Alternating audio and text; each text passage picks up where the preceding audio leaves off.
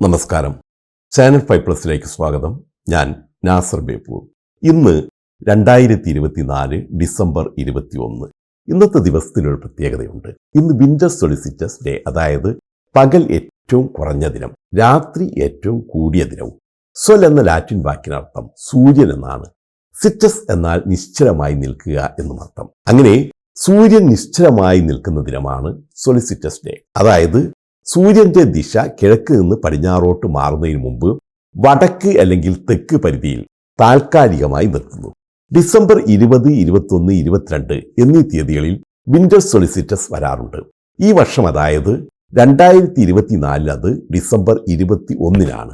June 20, 21, 22 എന്നീ ദിവസങ്ങളിൽ പകൽ ഏറ്റവും ദൈർഘ്യമേറിയതായിരിക്കും. ഇതാണ് സമ്മർ സോളിസ്റ്റിറ്റസ്. ഇതോടെയാണ് ശൈത്യകാലം ആരംഭിക്കുന്നത്. അന്നു മുതൽ ജൂൺ വരെ പകലിന്റെ ദൈർഘ്യം അല്പാൽപമായി കൂടി വന്ന് അത് ജൂൺ 22-ലെത്തുമ്പോൾ ഏറ്റവും കൂടിയ നിലയിലെത്തുന്നു. ഇതെല്ലാം എന്തു പറയാൻ, എല്ലാവർക്കും അറിയാവുന്നതല്ലേ എന്ന് ചോദിക്കുന്നവരുണ്ടാകും. ശരിയാണ്, മിക്കവർക്കും ഇതൊക്കെ അറിയാം. അതുകൊണ്ട് ഇതിന്റെ ശാസ്ത്രീയതയിലേക്കൊന്നും ഞാൻ പോകുന്നില്ല. അത് പറയാൻ ഞാൻ ആളുമല്ല, എനിക്കറിയേയില്ല. പക്ഷേ ഈ ദിനത്തിൽ അറിയാതെ പോകുന്ന ചില കാര്യങ്ങളുണ്ട്. അതിനെക്കുറിച്ചാണ് ഇന്ന് ഞാൻ പറയുന്നത്. ഭൂമി, സൂര്യൻ എന്നിവയെക്കുറിച്ച് ശാസ്ത്രീയമായ അറിവില്ലാത്ത കാലത്താണ് നാം അതിനെ ആരാധിച്ചു തുടങ്ങിയത്.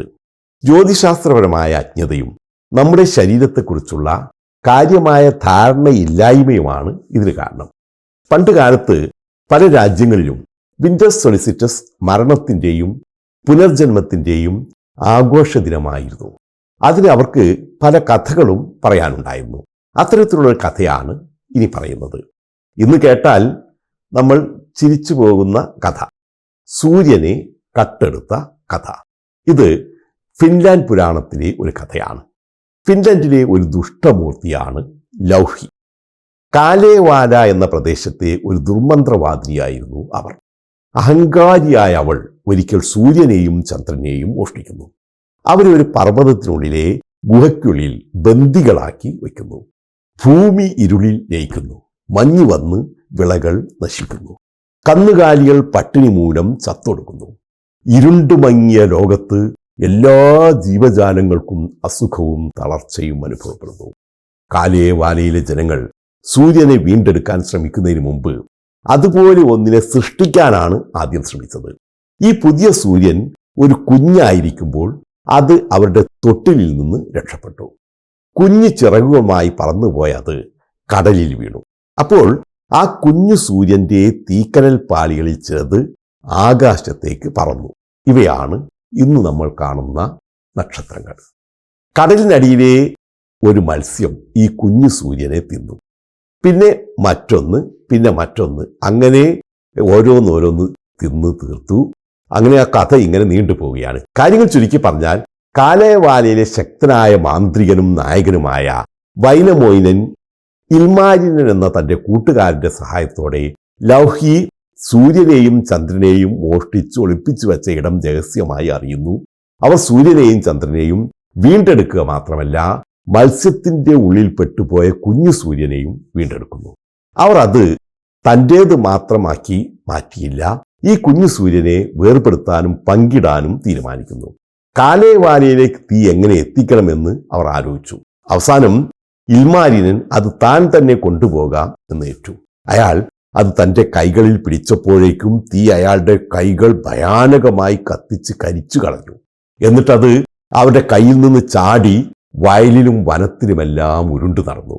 അതിൻ്റെ ഗതിയിലുള്ളതെല്ലാം അത് കത്തിച്ചു കളഞ്ഞു.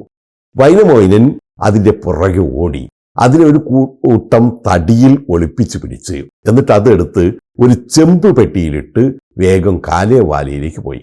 അങ്ങനെ തീയും സൂര്യനും ചന്ദ്രനുമെല്ലാം കാലേവാലയിൽ മടങ്ങിയെത്തി. അദ്ദേഹം തനിക്ക് കിട്ടിയ തീ കാലേവാലയിലെ ഓരോ വീട്ടിലേക്കും പകുത്തു നൽകി. ഈ കുഞ്ഞു സൂര്യന്റെ ഭാഗങ്ങളാണ് എല്ലാ വീട്ടിലും എരിഞ്ഞുകൊണ്ടിരിക്കുന്ന അടുപ്പുകൾ. അലക്സാണ്ടർ പുഷ്കോവിന്റെ സാംബോ എന്ന മനോഹരമായ ചിത്രം ഈ കഥയെ ആസ്പദമാക്കിയുള്ളതാണ്. ഇതിൽ അന്ന ഒറോച്കോ എന്ന റഷ്യൻ നടി തന്റെ അതുല്യമായ അഭിനയ ചാതുരി കൊണ്ട് ലൗഹി എന്ന പൈശാചിക കഥാപാത്രത്തെ അവിസ്മരണീയമാക്കുന്നുണ്ട്. ഈ കഥയല്ലെങ്കിൽ മറ്റൊരു കഥ, സൂര്യനെ ചുറ്റിപ്പറ്റിയും സൊലസിറ്റസ് ദിനം സംബന്ധിച്ചും ലോകത്തെല്ലായിടത്തുമുണ്ട്. ക്രിസ്മസ് ഒരു വിധത്തിൽ പറഞ്ഞാൽ വിന്റർ സൊലിസിറ്റസ് ആഘോഷത്തിന്റെ തുടർച്ചയാണ്. വാസ്തവത്തിൽ യേശുക്രിസ്തുവിന്റെ ജനനം എന്നാണ് എന്നതിന് തെളിവില്ല. ബൈബിളിൽ എവിടെയും ഇതേക്കുറിച്ച് പരാമർശമില്ല. അത് ഡിസംബർ 25 ആക്കിയത് AD 336 റോമൻ ചക്രവർത്തിയായ കോൺസ്റ്റന്റൈനാണ്. അതിനു മുമ്പ് അത് ആഘോഷിക്കപ്പെട്ടിരുന്നില്ല എന്നത് ഇന്ന് ക്രിസ്ത്യാനികളായ പലർക്കും അറിയില്ല എന്ന് തോന്നുന്നു. അന്നും വിന്റർ സൊലിസിറ്റസ് ഉണ്ടായിരുന്നു. അത് ക്രിസ്ത്യാനികളല്ലാത്തവരുടെ ആഘോഷമായിരുന്നു. അതിനെ ദുർബലപ്പെടുത്താനുള്ള നീക്കമായാണ് റോമൻ ചക്രവർത്തി ക്രിസ്തുമസ് ഡിസംബർ 25 മാറ്റിയതെന്നാണ് ചരിത്രകാരന്മാരുടെ നിഗമനം. യേശുവിന്റെ മാതാവായ മറിയം ലോകം സൃഷ്ടിക്കപ്പെട്ടു എന്ന് കരുതപ്പെടുന്ന ദിവസം, അതായത് മാർച്ച് 25 ഗർഭം ധരിച്ചു എന്നാണ് റോമൻ ക്രിസ്ത്യൻ ചരിത്രകാരനായ സെക്സ്റ്റസ് ജൂലിയസിന്റെ രേഖകൾ അനുസരിച്ച് വ്യക്തമാകുന്നത്. തുടർന്ന് 9 മാസം കഴിഞ്ഞുള്ള തീയതി കണക്കാക്കി ക്രിസ്തുവിന്റെ ജനനം ഡിസംബർ 25 എന്ന് പ്രചരിച്ചു. അങ്ങനെ ക്രിസ്മസ് ഡിസംബർ 25 ആഘോഷിക്കാൻ തുടങ്ങിയെന്നാണ് വിശ്വാസം. പക്ഷെ അതിനുശേഷവും ഏതാണ്ട് 500 വർഷത്തോളം ഡിസംബർ 25 ക്രിസ്മസ് ആഘോഷിച്ചത് പാശ്ചാത്യർ മാത്രമായിരുന്നു. കിഴക്കൻ രാജ്യങ്ങളിലെ ക്രിസ്ത്യാനികൾ ഈ തീയതി അംഗീകരിച്ചിരുന്നില്ല. അതുകൊണ്ട് തന്നെ 9-ാം നൂറ്റാണ്ട് വരെ ക്രിസ്മസ് ഒരു പ്രധാന ക്രിസ്ത്യൻ ആഘോഷം ആയിരുന്നില്ല എന്നാണ് ചരിത്രകാരന്മാർ വ്യക്തമാക്കുന്നത്. ജൂലിയൻ കലണ്ടർ പ്രകാരം ഡിസംബർ 25 ശൈത്യകാലത്തിന്റെ അവസാന ദിനമായി കണക്കാക്കുന്നു എന്ന് മാത്രമല്ല, ക്രിസ്തുമതം പ്രചരിക്കുന്നതിന് മുമ്പ് ഡിസംബർ 25 സൂര്യന്റെ ജന്മദിനമായി കണക്കാക്കിയിരുന്നത്. സിറിയയിലും ഈജിപ്തിലുമെല്ലാം അക്കാലത്ത് ഇത് വലിയ ആഘോഷമായിരുന്നു. ഓറിയന്റൽ ദേവതയാണ് സൂര്യന്റെ മാതാവ്. അവർ ഡിസംബർ 25 സൂര്യനെ പ്രസവിച്ചു. അതിനാൽ അന്നേ ദിവസം അവർ സൂര്യന് നവജാത ശിശുവിന്റെ രൂപം നൽകി ആരാധിച്ചു. സൂര്യന്റെ ജന്മദിനമായ ഡിസംബർ 25 അവർ അത് ആഘോഷിക്കുകയും ചെയ്തു. ഇതേ ആഘോഷത്തിന്റെ തുടർച്ചയാണ് ഡിസംബർ 25 ക്രിസ്മസും. അതുവരെ ആരാധിക്കപ്പെട്ടിരുന്നത് ഉണ്ണി സൂര്യനാണെങ്കിൽ അത് പിന്നീട് ഉണ്ണി യേശുവായി എന്ന് മാത്രം. അപ്പോഴും ദിവസത്തിന് മാറ്റമൊന്നും ഉണ്ടായില്ല. ഡിസംബർ 25. ഇറാനിലേക്ക് കടന്നാൽ അവരുടെ സൊലിസിറ്റസ് ഡേയുടെ ആഘോഷമാണ് യൽഡ. ഇറാനിലെ സിറിയ ക്രിസ്ത്യാനികളാണ് ഇത് ആഘോഷിച്ചിരുന്നതെങ്കിലും പിന്നീട് അത് Afghanistan, Tajikistan, Uzbekistan, Turkmenistan, Caucasian രാജ്യങ്ങളായ അസർബൈജാൻ, അർമേനിയ എന്നിവിടങ്ങളിലേക്കും വ്യാപിക്കുകയായിരുന്നു. പേർഷ്യൻ ഭാഷയിൽ ഷബ്ബിഷല്ല എന്ന് വിളിക്കുന്നതാണ് ഈ ആഘോഷം. ഇത് രാത്രിയുടെ ആഘോഷമാണ്. ഏറെ വിചിത്രമാണ് ഇതിലെ ആചാരങ്ങളും അനുഷ്ഠാനങ്ങളും. കിഴക്കൻ ഏഷ്യൻ രാജ്യങ്ങളിലെ സൊലിസിറ്റസ് ഡേയുടെ ആഘോഷമാണ് ഡോങ്സി. ഏറ്റവും ദൈർഘ്യമേറിയതും ഇരുണ്ടതുമായ രാത്രിയുടെ ആഘോഷം എന്നാണ് ഇതറിയപ്പെടുന്നത്. മരണത്തിൻ്റെയും പുനർജന്മത്തിൻ്റെയും ആഘോഷമാണ് ഇത്. വളരെ വിചിത്രമാണ് ഈ ആഘോഷങ്ങൾ.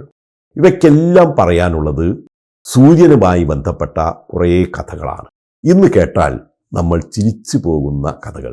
സൂര്യനെ മോഷ്ടിക്കുന്നതിനുള്ള അപകട സാധ്യത പേടിച്ച് ഉറക്കം മിളച്ച് ഇരുന്നവർ ഇന്ന് ഇല്ല. പക്ഷേ സെലസ്റ്റിസ് ഡേയിൽ സൂര്യൻ നിശ്ചലമായതായി തോന്നുമ്പോൾ അതിനെ ആഘോഷിക്കാൻ ഇന്നും ആധുനിക മനുഷ്യർ തയ്യാറാണ്. ശാസ്ത്രം എത്ര പുരോഗമിച്ചിട്ടും ഇത്തരം കെട്ടുകഥകളിലൂടെ ജന്മമെടുക്കുന്ന ആഘോഷങ്ങളെല്ലാം ഇപ്പോഴും തുടരുന്നു എന്നതാണ് ഏറെ വിരോധാഭാസമായി തോന്നുന്നത്. പക്ഷേ ഇത്തരം ഉത്സവങ്ങൾ പരസ്പരം ഒത്തുചേരാനും ആഘോഷിക്കാനുമുള്ള അവസരങ്ങളാണ്. ആർത്ഥത്തിൽ അവ നിലനിൽക്കേണ്ടതും നിലനിർത്തേണ്ടതുമാണ്. അതിൻ്റെ ആവർത്തനമാണ് ലോകമെമ്പാടുമുള്ള സൊലിസിറ്റസ് ആഘോഷങ്ങൾ. ഈ ദിനത്തിൽ എല്ലാവർക്കും എൻ്റെ ഹൃദ്യമായ സൊലിസിറ്റസ് ആശംസകൾ.